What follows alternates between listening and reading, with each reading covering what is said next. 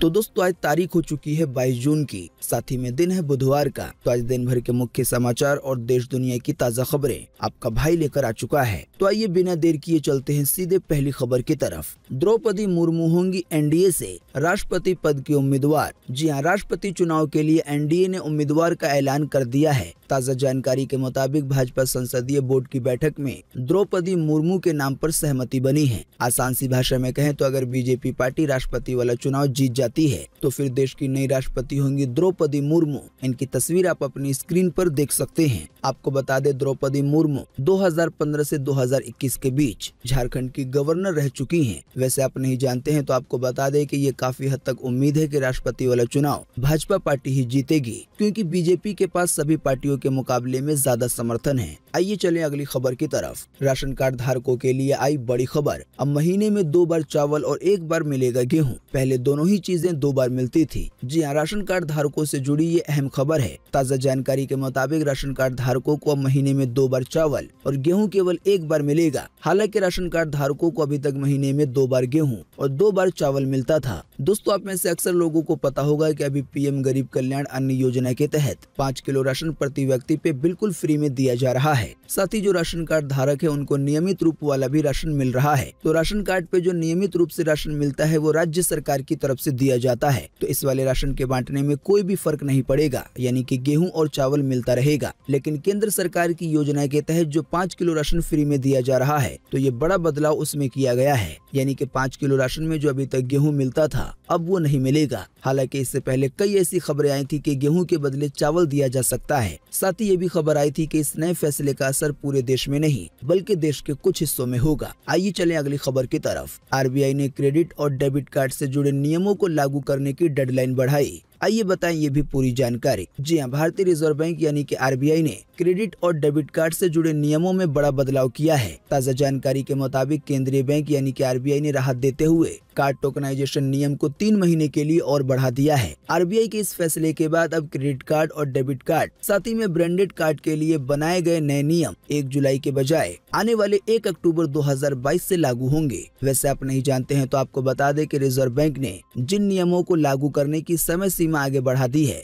इन नए नियमों के मुताबिक अगर एक ग्राहक ने किसी कंपनी का क्रेडिट कार्ड लेने के 30 दिन के अंदर उसे खुद एक्टिव नहीं किया तो कंपनी उसे अपने आप ही चालू नहीं कर सकती, बल्कि उसे चालू करने के लिए ग्राहक की सहमति लेनी होगी। साथ ही जो क्रेडिट कार्ड पे नए नियम लागू होने वाले हैं उनमें यह भी बताया गया है कि फाइनेंस कंपनियां या बैंक ग्राहकों की मंजूरी के बिना कार्ड की लिमिट नहीं बढ़ा सकती। इसके अलावा भी कार्ड को लेकर आने वाले 1 अक्टूबर 2022 से कई तरह के बड़े बदलाव देखने को मिलेंगे। आइए चलें अगली खबर की तरफ। आने वाले 10 दिनों में बदलेंगे ये 5 नियम। इनमें से अगर कोई जरूरी काम है तो उसे फटाफट से निपटा लें। जी हाँ, साल में कुछ महीने ऐसे होते हैं जब कई सारे बड़े बदलाव होते हैं, चाहे वो मार्च का महीना हो या जनवरी का। देश में अक्सर महीने ऐसे ही होते हैं जिनमें कई सारे बड़े बदलाव देखने को मिलते हैं। तो आने वाले जुलाई के महीने से भी कई बड़े बदलाव और नए नियम लागू हो सकते हैं। पहले बदलाव या नियम की बात करें तो अगर आपने अभी तक आधार कार्ड को पैन कार्ड से लिंक नहीं कराया है तो आपको बता दें इसे लिंक कराने की आखिरी तारीख 30 जून 2022 है। बताई गई डेट अगर निकल जाती है और उसका पैन कार्ड अगर आधार कार्ड से लिंक नहीं हो पाता है तो उसका पैन कार्ड इनएक्टिव हो जाएगा। इसकी वजह से पैन कार्ड जहां जहां दिया गया है वहां से सर्विस लेने में परेशानी हो सकती है, जैसे कि बैंक वगैरह। साथ ही जो दूसरा बड़ा बदलाव होगा वो है डीमेट अकाउंट को लेकर। अगर आप भी शेयरों की खरीद बेच करते हैं तो उसके लिए डीमेट अकाउंट की जरूरत होती है। तो डीमेट अकाउंट के साथ ही एक ट्रेडिंग अकाउंट आता है, उसकी भी केवाईसी कराने की अंतिम तारीख 30 जून है। वहीं तीसरा बड़ा बदलाव अगले महीने से हो सकता है क्रिप्टो करेंसी पे लगने वाले टीडीएस को लेकर। जानकारी के मुताबिक क्रिप्टो करेंसी में पैसा लगाने वालों को 30% टैक्स के बाद 1% का टीडीएस भी देना होगा इसके लेन देन पर, और ये नियम आने वाले 1 जून से लागू होगा। वहीं चौथा बड़ा बदलाव हो सकता है रसोई गैस सिलेंडर को लेकर। एलपीजी गैस सिलेंडर की कीमतों में एक बार फिर से बढ़ोतरी हो सकती है। न्यूज 18 की तरफ से ये जानकारी साझा की गई है। साथ ही 5वां बड़ा बदलाव ऐसा है जिसका असर होगा केवल दिल्ली के लोगों पर। जानकारी के मुताबिक अगर आप दिल्ली में 30 जून तक प्रॉपर्टी टैक्स जमा करते हैं तो आपको 15% की छूट मिलेगी, लेकिन 30 जून की तारीख गुजर जाने के बाद प्रॉपर्टी का पूरा टैक्स देना होगा। आइए चलें अगली खबर की तरफ। अक्षय कुमार की फिल्म रक्षाबंधन का ट्रेलर हुआ रिलीज। भाई बहनों के बेशुमार प्यार पे बनी है ये फिल्म। जी हाँ, अक्षय कुमार की फिल्म रक्षाबंधन का ट्रेलर रिलीज हो चुका है। ये मूवी भाई बहन के बॉन्ड और प्यार को दिखाती है। फिल्म में अक्षय कुमार और उनकी ऑन स्क्रीन बहनों के साथ बेशुमार प्यार और रिश्ते की खूबसूरती साफ दिखाई दे रही है, यानी कि फिल्म इमोशन से भरपूर है। जानकारी के मुताबिक ये मूवी आने वाले 11 अगस्त 2022 को सिनेमा घरों में रिलीज की जाएगी। दोस्तों, अगली खबर के बारे में बताने से पहले आपसे एक छोटी सी रिक्वेस्ट है कि इस वीडियो को लाइक कर दें और शेयर कर दें, क्योंकि आपका लाइक और शेयर करना ही होता है हमारी मेहनत का फल। साथ ही जो लोग हमारे इस वीडियो को देख रहे हैं उनसे एक और रिक्वेस्ट है कि अगर अभी तक आपने हमारे इस चैनल सब कुछ सीखो जानो को सब्सक्राइब नहीं किया है तो सब्सक्राइब करके बेल के आइकन को दबाएं। अगर आप जानना चाहते हैं दिन भर के मुख्य समाचार रोजाना और साथ ही में सरकारी खबरें। बॉलीवुड जगत से एक और बड़ी खबर देखें अगली खबर में। डॉन 3 मूवी में साथ नजर आएंगे अमिताभ बच्चन और शाहरुख खान। धीरे धीरे सूत्रों से ये बात फाइनल होते जा रही है कि ये खबर सही है। जी हाँ, बॉलीवुड की पॉपुलर फिल्म डॉन का तीसरा पार्ट बनने जा रहा है। मीडिया रिपोर्ट के मुताबिक कहा जा रहा है कि इस फिल्म में अमिताभ बच्चन और शाहरुख खान एक साथ नजर आ सकते हैं। एक और ताज़ा जानकारी आई है जिसमें ये बताया गया है कि फरहान अख्तर की कंपनी इस फिल्म को बनाएगी। साथ ही एक और बात बताई गई है कि ये फिल्म वैसे काफी पहले बनाई जानी थी, लेकिन डॉन 3 मूवी को लेकर कोई सही स्क्रिप्ट नहीं मिल पा रही थी। इसी की वजह से डॉन 3 मूवी अभी तक नहीं बन पाई। अब फिलहाल की ताज़ा जानकारी के मुताबिक ये बताया जा रहा है कि डॉन 3 मूवी के लिए एक अच्छी स्क्रिप्ट मिल गई है, यानी कि एक अच्छी कहानी। आइए चलें अगली खबर की तरफ। मेक्सिको के एक महिला के पेट में पल रहे हैं 13 बच्चे। देखने के बाद डॉक्टर भी हुए हैरान। जी हाँ, माँ बनना हर महिला का एक सपना होता है। इस दिन का वो बेसब्री से इंतजार करती हैं। घर में नए मेहमान की किलकारी का माँ बाप के साथ परिवार के सभी सदस्य भी इंतजार करते हैं। लेकिन एक महिला ऐसी है जो कि गर्भवती होने के बाद अब काफी ज्यादा दुखी है। शायद आपको पता होगा कि आमतौर पे गर्भवती महिला के पेट में 1, 2 या 3 बच्चे होते हैं, लेकिन ताज़ा जानकारी के मुताबिक मेक्सिको में रहने वाली महिला के पेट में 13 बच्चे एक साथ पल रहे हैं। जांच के बाद वो महिला खुद और डॉक्टर भी हैरान हैं। यहाँ तक कि महिला का पूरा परिवार सदमे में आ गया है। अब उनको समझ नहीं आ रहा है कि आगे क्या होगा। महिला का नाम मार्तिजा बताया गया है। आइए चलें अगली खबर की तरफ। उद्धव सरकार पे छा रहे हैं संकट के बादल। अपने ही विधायक हो रहे हैं तितर बितर। जी हाँ, सिर्फ 2.5 साल पहले महाराष्ट्र में बनी शिवसेना नीत महाविकास आघाड़ी सरकार संकट में नजर आ रही है। जानकारी के मुताबिक क्योंकि शिवसेना के ही विधायकों का एक बड़ा समूह उसके कदावर नेता एकनाथ शिंदे के नेतृत्व में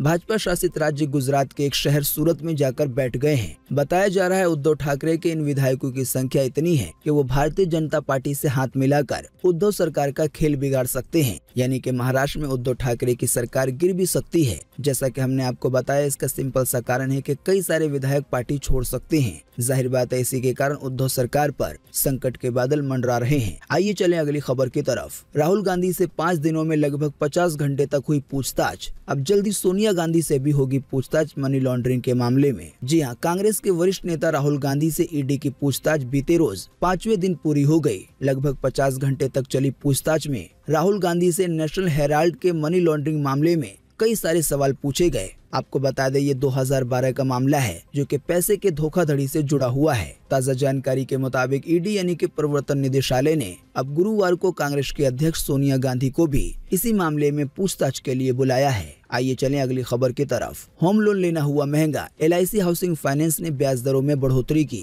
अब 7.5% से मिलेगा लोन। जी हाँ, LIC हाउसिंग फाइनेंस लिमिटेड ने होम लोन की ब्याज दरों में 60 बेसिस पॉइंट की बढ़ोतरी की है। इस फैसले के बाद अब होम लोन पे 7.5% के हिसाब से ब्याज लगेगा। इससे पहले ये होम लोन की ब्याज दर 6.90% थी, जो कि अब 7.50% हो गई है। दोस्तों, अगली खबर के बारे में बताने से पहले आपके लिए एक बड़ा सर्वे और एक बड़ा सवाल। अगर आप इसमें हिस्सा लेंगे और इसका जवाब देंगे तो इससे आपके माइंड के बारे में काफी कुछ पता चलेगा। दोस्तों, आपको इसी वीडियो के नीचे कमेंट बॉक्स में कमेंट करके बताना है कि देश के पहले राष्ट्रपति का नाम क्या था। तो वीडियो को पूरा देखने के बाद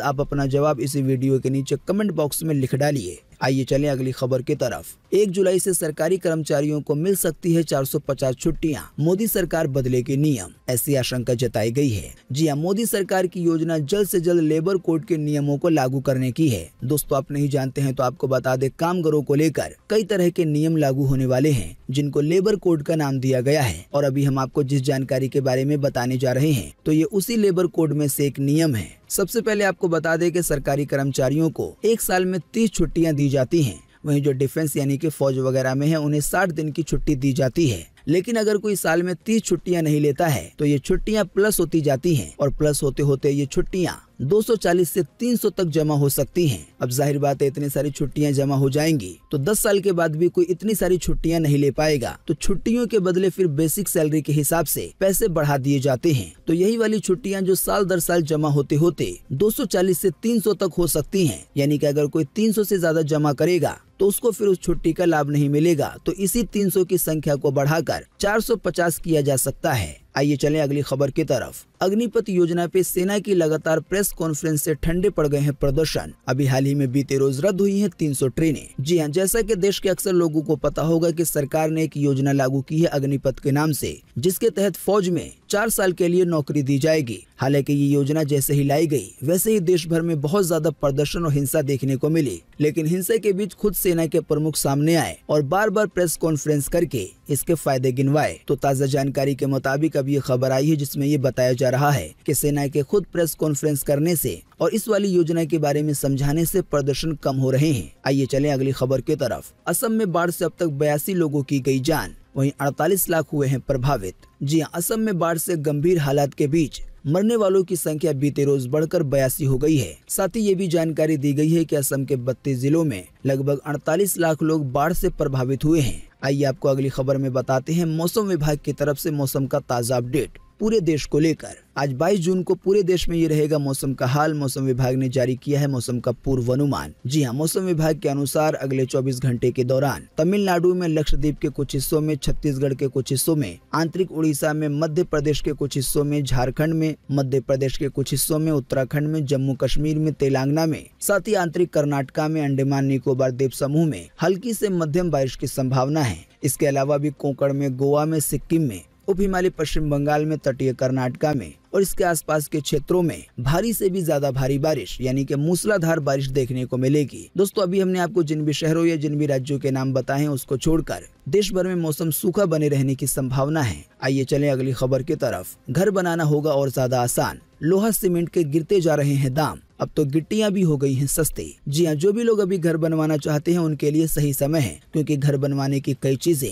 लगातार कई दिनों से सस्ती हो रही हैं। सबसे ज्यादा सस्ता हुआ है सरिया। अभी हाल ही में एक आध महीने पहले जो सरिया 85 रुपए किलो मिल रहा था अब वो 65 रुपए किलो पर आ गया है। वहीं जो सीमेंट की बोरी 430 रुपए तक मिल रही थी अब वो 380 के करीब आ गई है। इसी तरह से जो गिट्टी 32 रुपए घन फुट मिल रही थी अब वो 30 रुपए घन फुट हो गई है। दोस्तों, आपको बता दे वैसे तो ये फासला 10-20 रुपए या 2 रुपए का है, लेकिन जब घर बनता है तो ये सारी चीजें बहुत बड़ी मात्रा में आती हैं। इसी की वजह से ये 20-20 रुपए एक बड़ा अंतर पैदा कर दे रहे हैं। आइए चलें अगली खबर की तरफ। बीते रोज एक बार फिर से मिले 9000 से ज्यादा नए मामले कोरोना वायरस के। इसी दौरान गई फिर 17 लोगों की जान। जी हां, बीते रोज एक बार फिर से 9000 से ज्यादा नए मरीज मिले हैं कोरोना वायरस के। इन नए मरीजों के मिलने के बाद अब एक्टिव केसों की संख्या 79,313 हो गई है। इन एक्टिव केसों की संख्या में पिछले 24 घंटे के दौरान 2600 से ज्यादा की बढ़ोतरी हुई है। आपको बता दें एक्टिव केसेस से ये मतलब है कि अभी भी कोरोना वायरस के इतने मरीज अपने देश में हैं। साथ ही आपको बता दें कि 17 लोगों की जान भी गई बीते रोज। हालांकि लेकिन अच्छी बात ये रही कि 7200 से ज्यादा लोग ठीक भी हुए हैं। कोरोना वायरस का ये ताजा अपडेट था सीधे भारत सरकार की वेबसाइट से। तो दोस्तों, आज 22 जून 2022 के यही मुख्य समाचार और बड़ी खबरें थी। उम्मीद करते हैं इससे आपको काफी कुछ जानकारी मिली होगी।